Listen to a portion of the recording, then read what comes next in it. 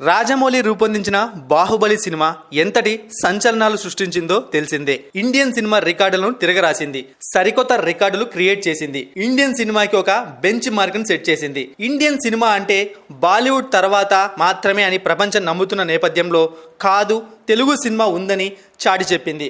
Indian సినిమాకు తెలుగు ప్రాతినిధ్యం వహించేలా చేసింది.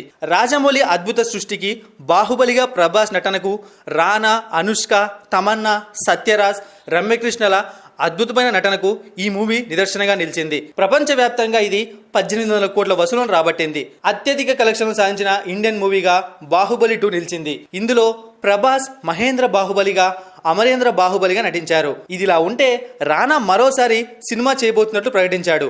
అంతేకాదు, ఏకంగా బాలకృష్ణతో సినిమా చేస్తానని వెల్లడించడం విశేషం. తాను దానికి దర్శకత్వం వహిస్తాడట.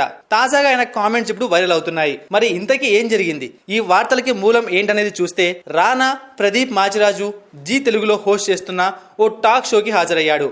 ఇందులో అమరేంద్ర బాహుబలి పాత్రలో ప్రభాస్ కాకుండా ఎవరితో సినిమా చేస్తామనే ప్రశ్న రానాకు ఎదురైంది.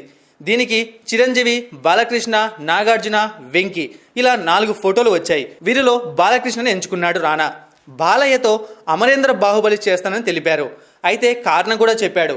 బాలయ్యకు ఈ పురాణాలపై మంచి పట్టు ఉందని, ఆ పాత్రకు ఆయనైతే బాగా సూట్ అవుతాడని తెలిపారు. ప్రస్తుతం ఆయన వ్యాఖ్యలు వైరల్ అవుతున్నాయి. జస్ట్ ఫన్నీ వేలో ఈ విషయాన్ని తెలిపారు ఆయన. ఈ వీడియో గతంలో చేసింది ఇప్పుడు వైరల్గా మారడం విశేషం.